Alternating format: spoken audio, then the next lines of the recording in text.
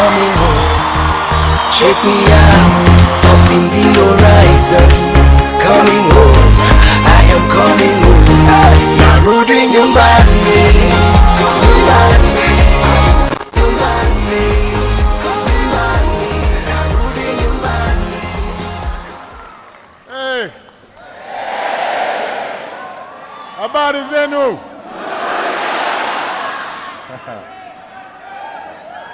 Wakenya, Impio. It is great to be back in Kenya. Thank you so much for this extraordinary welcome. I know it took a few years, but as president, I try to keep my promises. And I said I was going to come, and I'm here. So, and everybody, go ahead and have a seat. I'm going to be talking for a while. Relax. I want to thank my sister Alma for a wonderful introduction. I'm so glad that she could be with us here today, and it was, as she said, it was Alma who first guided me through Kenya almost 30 years ago. To President Kenyatta, I want to thank you once again for the hospitality that you've shown me, for our work together on this visit, and for being here today. It's a great honor. I am proud to be the first American president to come to Kenya.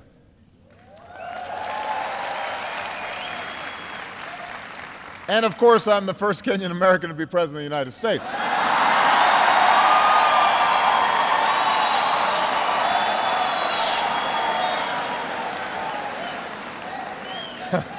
That goes without saying.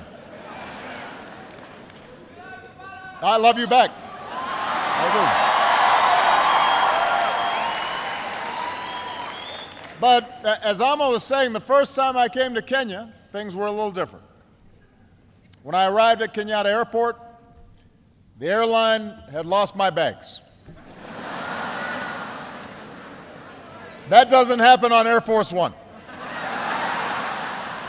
They always have my luggage on Air Force One. As she said, Alma picked me up in an old Volkswagen Beetle. And I think the entire stay I was here, it broke down 4 or 5 times. We'd be on the highway, we'd have to call the Joakali. He'd bring his tools. We'd be sitting there waiting. And I slept on a cot in her apartment.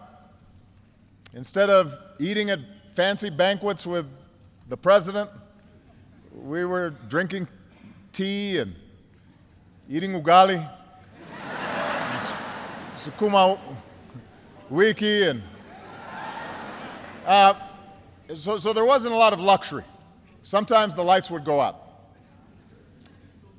They still do, is that what someone said? But you know, there was something more important than luxury on that first trip. And that was a sense of being recognized, being seen. I was a young man, and I was just a few years out of university. I'd worked as a community organizer in low-income neighborhoods in Chicago. I was about to go to law school, and when I came here, you know, in many ways I was a Westerner.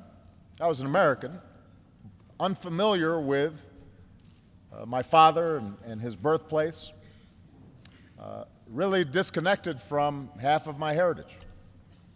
And at that airport, as I was trying to find my luggage, there was a woman there who worked for the airlines, and she was helping fill out the forms, and she saw my name, and she looked up and she asked if I was related to my father, who she had known.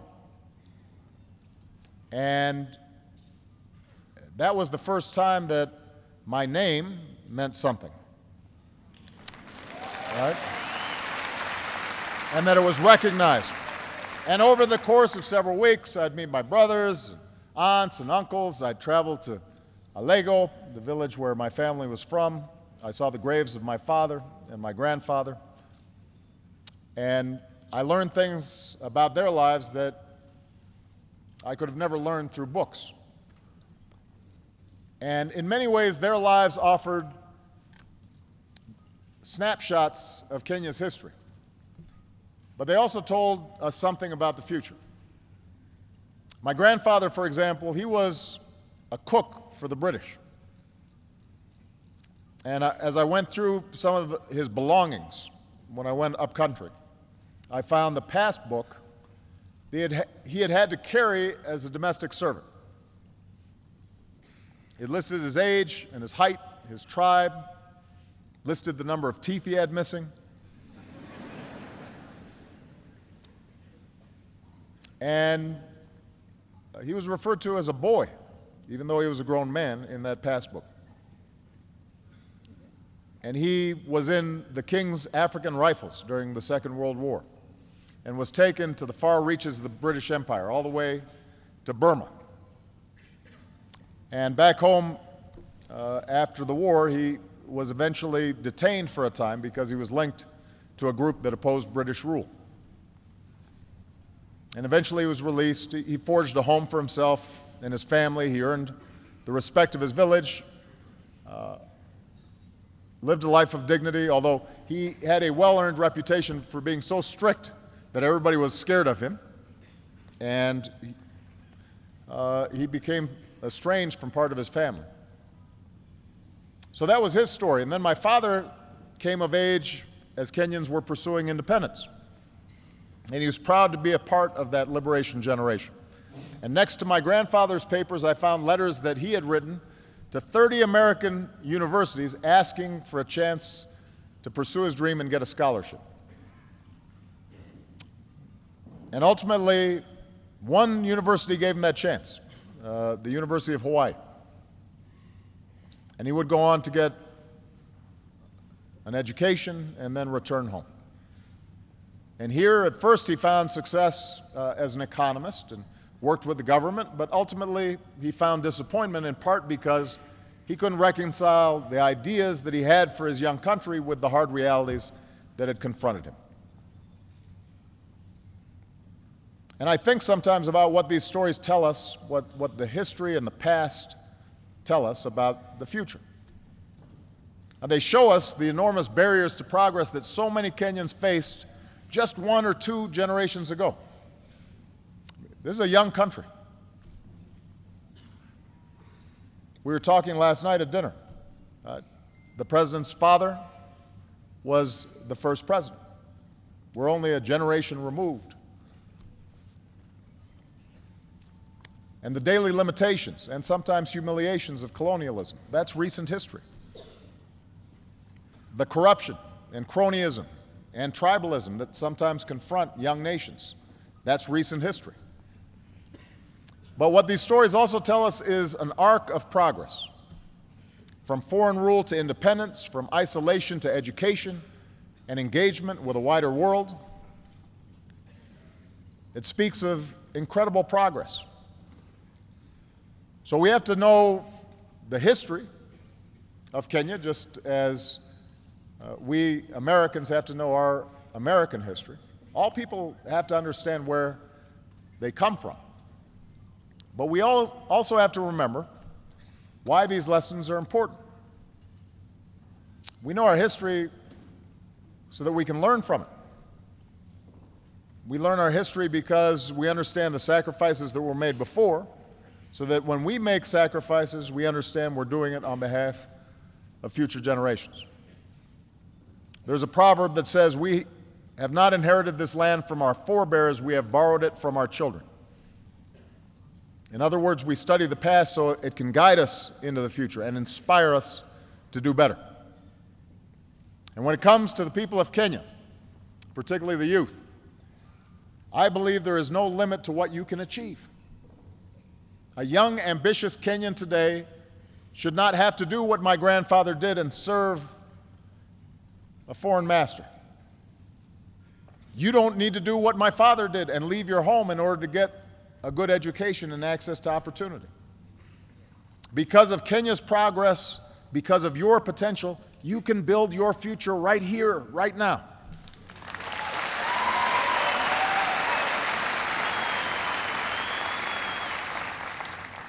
Now, like any country, Kenya is far from perfect, but it has come so far in just my lifetime. After a bitter struggle, Kenyans claimed their independence just a few years after I was born, and after decades of one-party rule, Kenya embraced a multi-party system in the 1990s, just as I was beginning my own political career in the United States. Tragically, just under a decade ago, Kenya was nearly torn apart by violence at the same time that I was running for my first campaign for president. And I remember hearing the reports of thousands of innocent people being killed or driven from their homes. And from a distance, it seemed like the Kenya that I knew, a Kenya that was able to reach beyond ethnic and tribal lines, that it might split apart across those lines of tribe and ethnicity.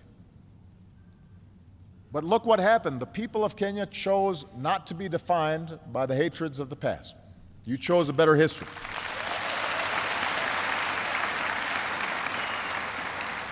The voices of ordinary people and political leaders and civil society did not eliminate all these divisions, but you addressed the divisions and differences peacefully.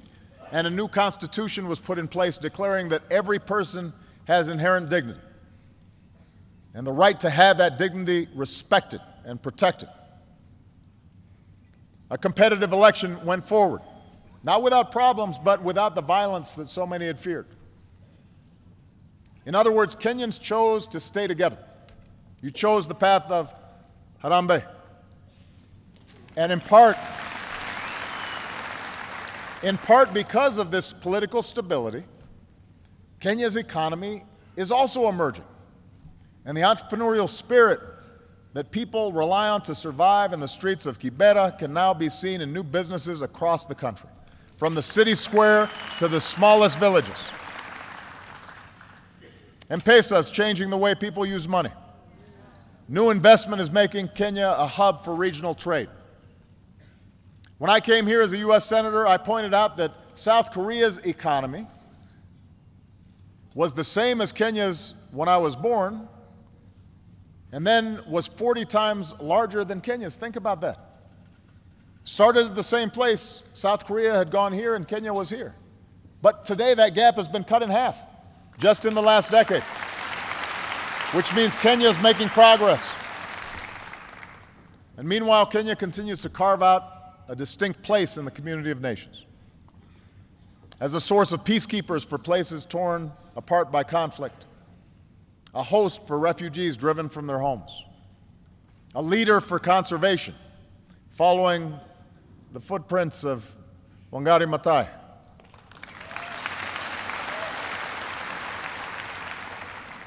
Kenya is one of the places on this continent that truly observes freedom of the press, and their fearless journalists and courageous civil society members. And in the United States, we see the legacy of Kip Keino every time a Kenyan wins one of our marathons.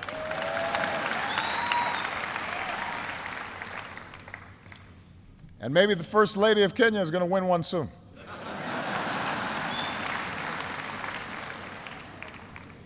I told the President he has to start running with his wife. We want him to stay fit.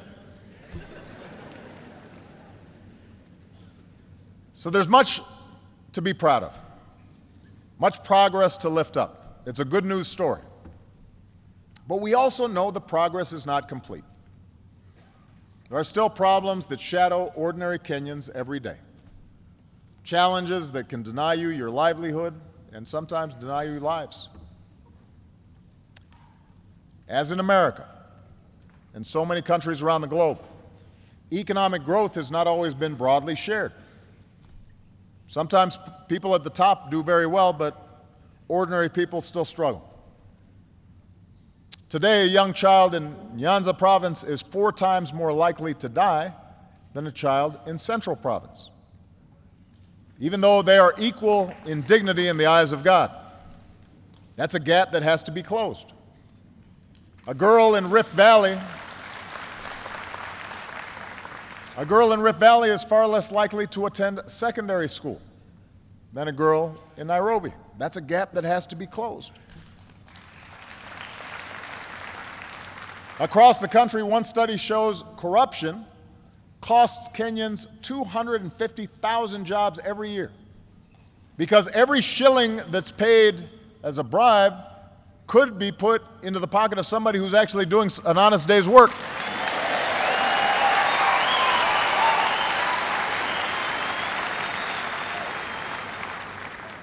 And despite the hard-earned political progress that I spoke of,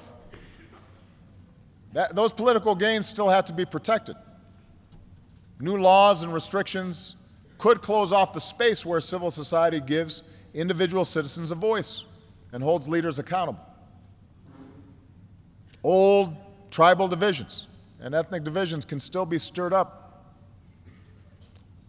I want to be very clear here. A politics that's based solely on tribe and ethnicity is a politics that's doomed to tear a country apart. It is a failure of imagination. Of course, here in Kenya, we also know the specter of terrorism has touched far too many lives. And we remember the Americans and Kenyans who died side by side in the attack on our embassy in the 90s. We remember the innocent Kenyans who were taken from us at Westgate Mall. We weep for the nearly 150 people slaughtered at Garissa, including so many students who had such a bright future before them. We honor the memory of so many other innocent Kenyans whose lives have been lost in this struggle. So Kenya is at a crossroads, a moment filled with peril, but also enormous promise. And with the rest of my time here today, I'd like to talk about how you can seize the moment, how you can make sure we leave behind a world that's better, a world that we've borrowed from our children. When I first came to Sub-Saharan Africa as president, I made clear my strong belief that the future of Africa is up to Africans.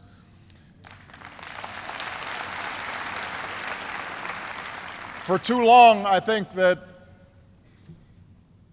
many looked to the outside for salvation and focused on somebody else being at fault for the problems of the continent. And as my sister said, ultimately, we are each responsible for our own destiny.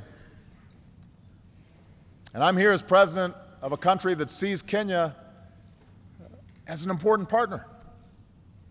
I'm here as a friend who wants Kenya to succeed. And the pillars of that success are clear. Strong democratic governance, development that provides opportunity for all people and not just some, a sense of national identity that rejects conflict for a future of peace and reconciliation. And today we can see that future for Kenya on the horizon, but tough choices are going to have to be made in order to arrive at that destination.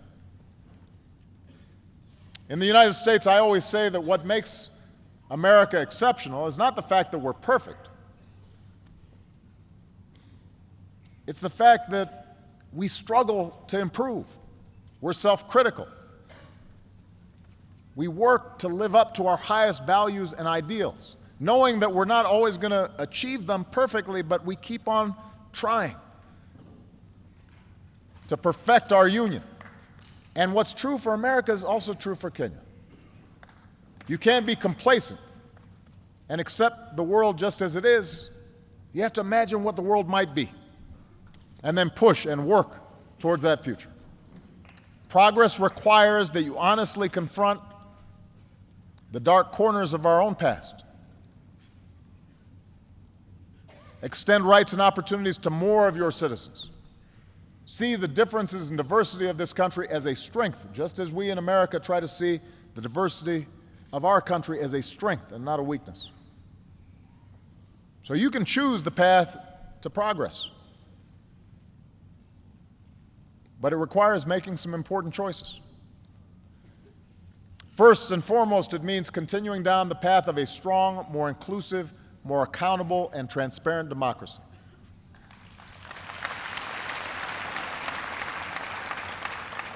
You know, democracy begins with a peacefully elected government. It begins with elections, but it doesn't stop with elections.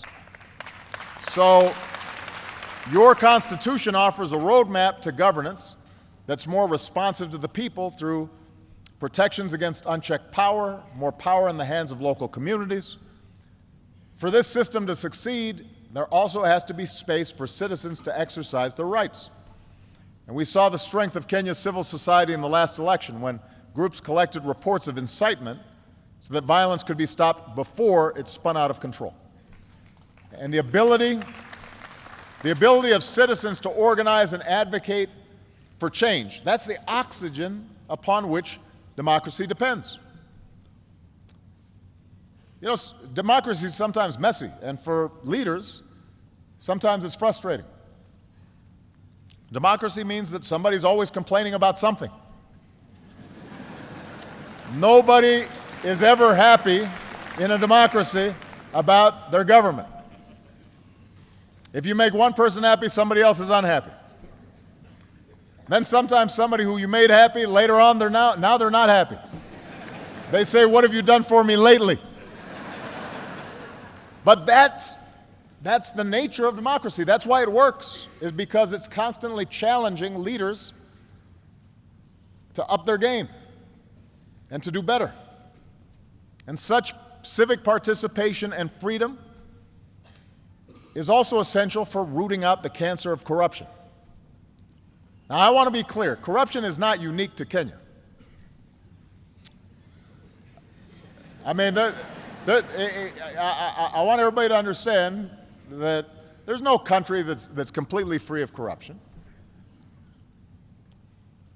Certainly, here in the African continent, there are many countries that deal with this problem, and I want to assure you I speak about it wherever I go, not just here in Kenya. So I don't want everybody to get too sensitive. But the fact is, too often, here in Kenya, as is true in other places, corruption is tolerated because that's how things have always been done. People just think that that is sort of the normal state of affairs. And there was a time in the United States where that was true too. My hometown of Chicago was infamous for Al Capone and you know, the mob and organized crime corrupting law enforcement. But what happened was that over time people got fed up. And leaders stood up and they said, "We're not going to play that game anymore." And you changed the culture and you changed habits. Here in Kenya, it's time to change habits and decisively break that cycle, because corruption holds back every aspect of economic and civil life. It's an anchor that weighs you down and prevents you from achieving what you could. If you need to pay a bribe and hire somebody's brother who's not very good and doesn't come to work in order to start a business, well, that's going to create less jobs for everybody.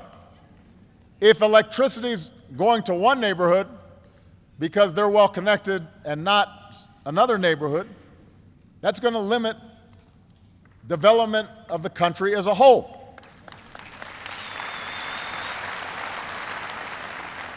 If someone in public office is taking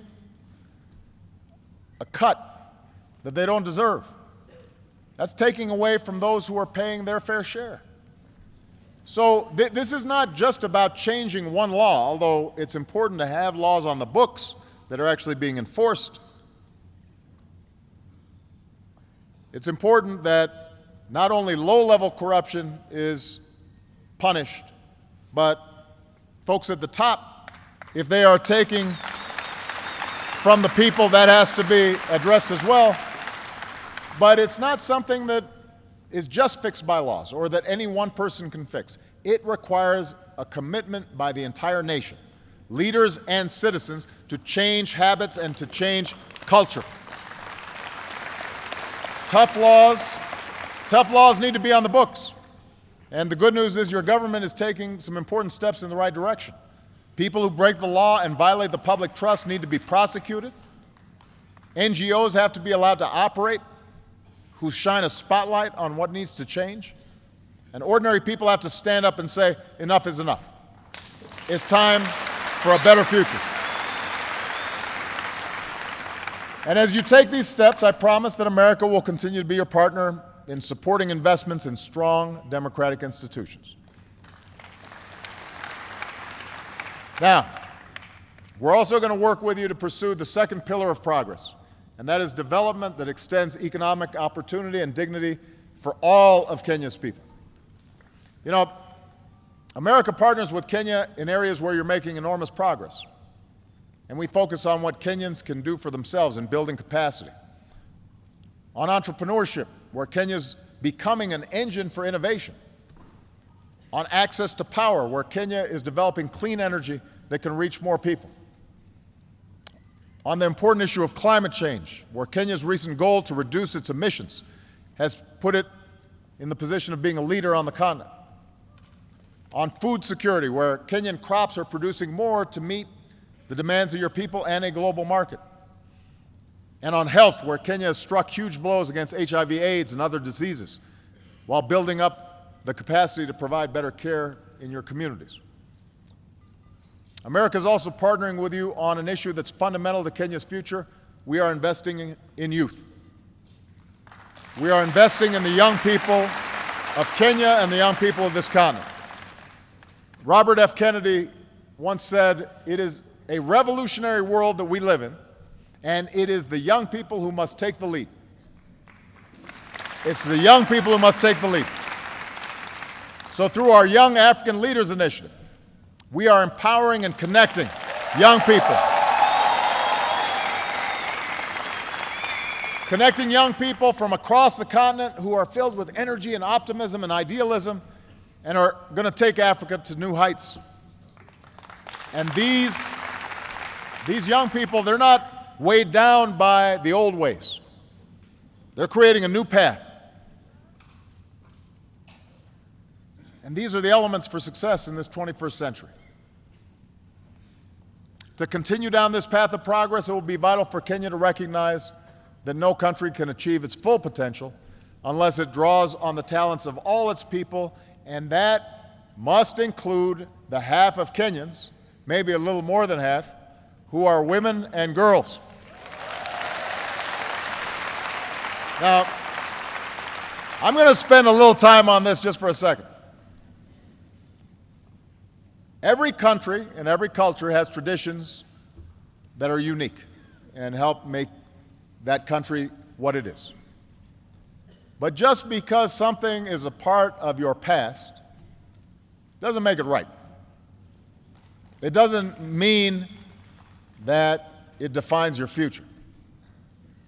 You know, look at us in the United States. Recently, we've been having a debate about the Confederate flag. Some of you may be familiar with this. This was a symbol for those states who fought against the Union to preserve slavery. Now, as a historical artifact, it's important. But some have argued that it's just a symbol of heritage that should fly in public spaces. The fact is, it was a flag that flew over an army that fought to maintain a system of slavery and racial subjugation. So we should understand our history, but we should also recognize that it sends a bad message to those who were liberated from slavery and oppression. And in part because of unspeakable tragedy that took place recently, where a young man who was a fan of the Confederate flag and racial superiority shot helpless people in a church. More and more Americans of all races are realizing now that that flag should come down. Just because something's a tradition doesn't make it right.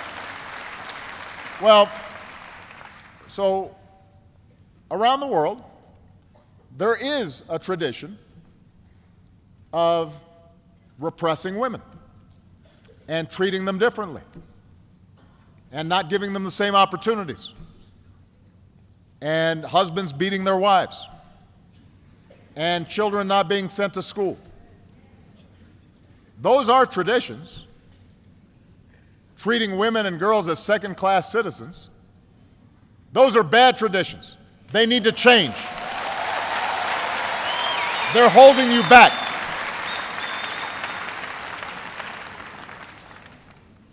Treating women as second-class citizens is a bad tradition. It holds you back.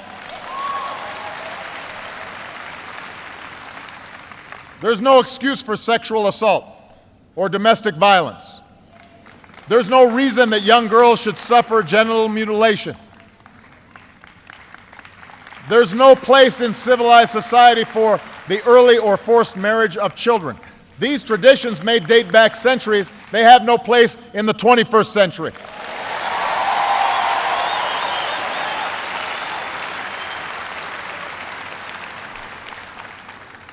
These are issues of right and wrong in any culture.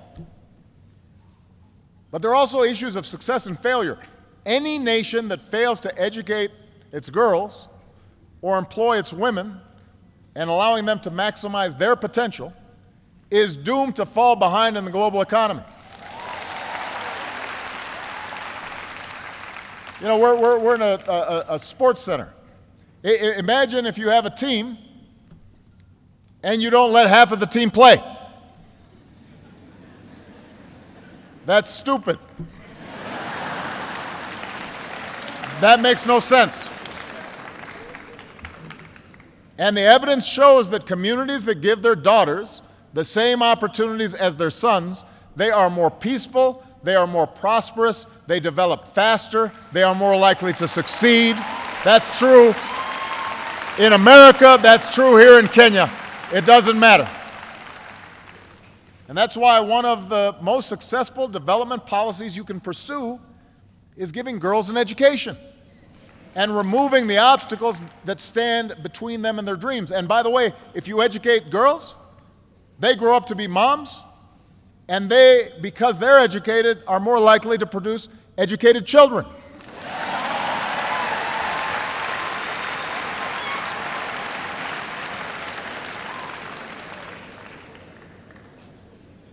So,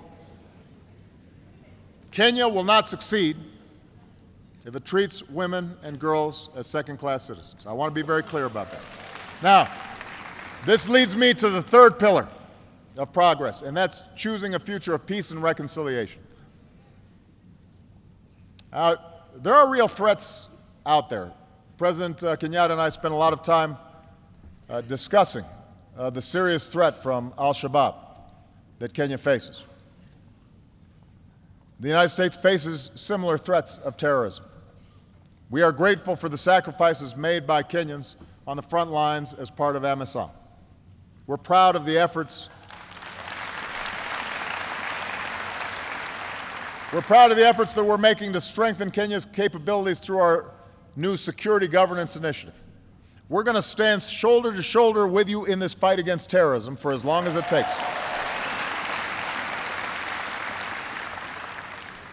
But, as I mentioned yesterday, it is important to remember that violent extremists want us to turn against one another. That's what terrorists typically try to exploit.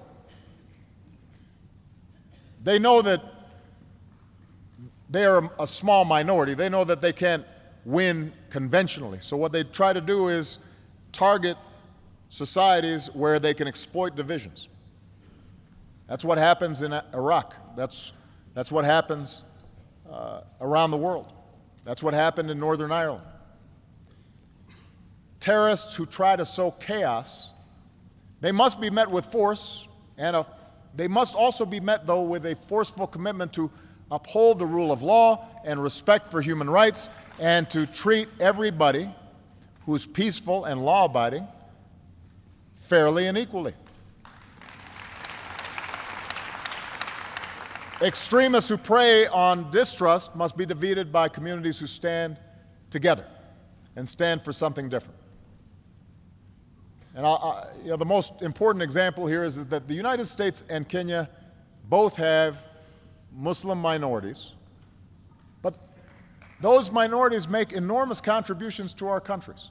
These are our brothers, they are our sisters, and so in both our countries, we have to reject calls that allow us to be divided. This is true for any diverse society. And Kenya is rich with diversity, with many dozens of tribes and ethnicities and languages and religious groups. And time and again, just as we've seen the dangers of religious or ethnic violence, we've seen that Kenya is stronger when Kenyans stand united with a sense of national identity. That was the case on December 12, 1963, when cities and villages across this country celebrated the birth of a nation. It was true in 2010, when Kenya replaced the anarchy of ethnic violence with the order of a new constitution.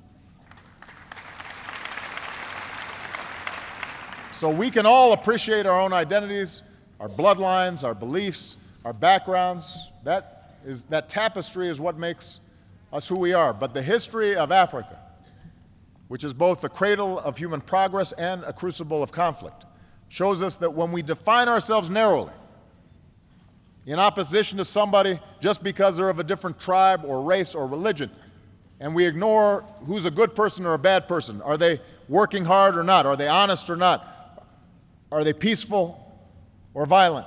When we start making distinctions solely based on status and not what people do, then we're taking a wrong path, and we inevitably suffer in the end. This is why Martin Luther King called on people to be judged not by the color of their skin, but the content of their character. And in the same way, people should not be judged by their last name or their religious faith, but by their content of their character and how they behave. Are they good citizens? Are they good people? In the United States, we embrace the motto, E pluribus unum. In Latin, that means out of many, one.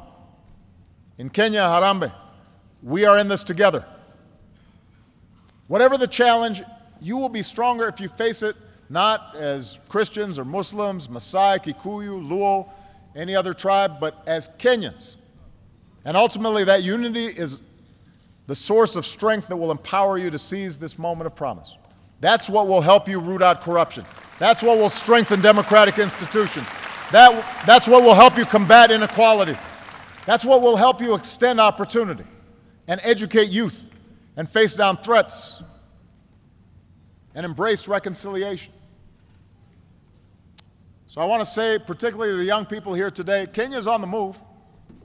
Africa is on the move. You are poised to play a bigger role in this world as the shadows of the past are replaced by the light that you offer an increasingly interconnected world. And in the light of this new day, we have to learn to see ourselves and one another. We have to see that we are connected. Our fates are bound together. Because in the end, we're all part of one tribe, the human tribe. And no matter who we are or where we come from or what we look like or who we love or what God we worship, we're connected. Our fates are bound up with one another. Kenya holds within it all that diversity, and with diversity sometimes comes difficulty. But I look to Kenya's future filled with hope. And I'm hopeful because of you, the people of Kenya, especially the young people. There are some amazing examples of what's going on right now with young people. I'm hopeful because of a young man named Richard Ruto Torosia. Richard helped build Yes Youth Can. I like the phrase, Yes Youth Can.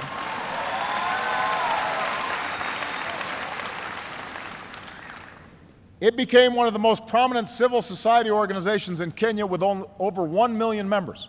And after the violence of 2007, 2008, Yes Youth Can stood up to incitement, helped bring opportunity to young people in places that were scarred by conflict.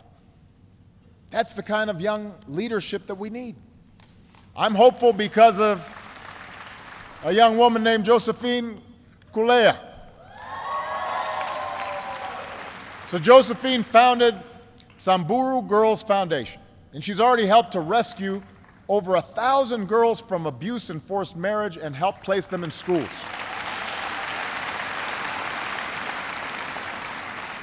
a member of the Samburu tribe herself. She's personally planned rescue missions to help girls as young as 6 years old.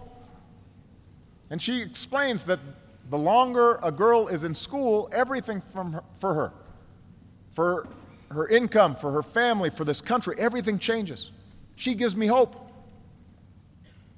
I'm hopeful because of a young woman named Jamila Abbas. So Jamila founded M-Farm, which is a mobile platform that is already used by over 14,000 people across Kenya. M-Farm makes it easy for farmers to get information that lets them match their crops with what the market demands. And studies show that it can help farmers double their sales. So here's what Jamila said.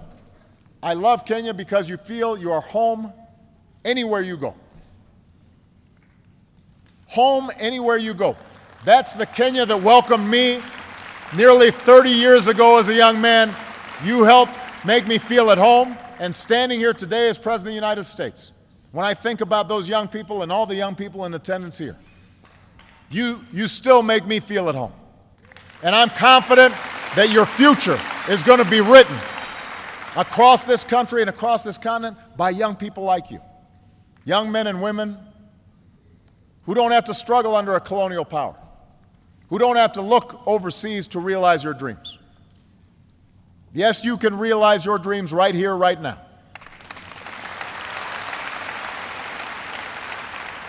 We have not inherited this land from our forebears. We have borrowed it from our children.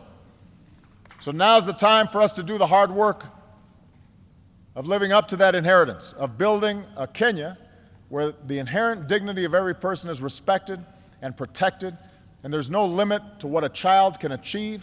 I am here to tell you that the United States of America will be a partner for you every step of the way. God bless you. Thank you. Asante sana.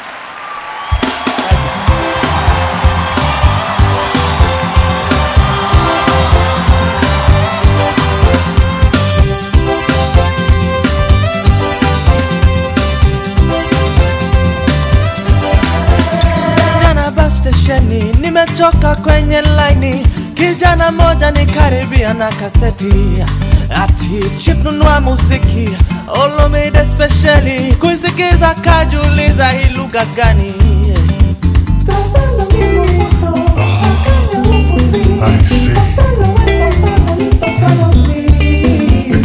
Siku iliyofuata kamtafuta mwenye kaseti, kumuuliza tafadhali jibu swali. Bolingo na gai, maanisha vipi ukiulizwa utasema nini? Dombolo na gai, twalipia maneno matamu au matusi yo.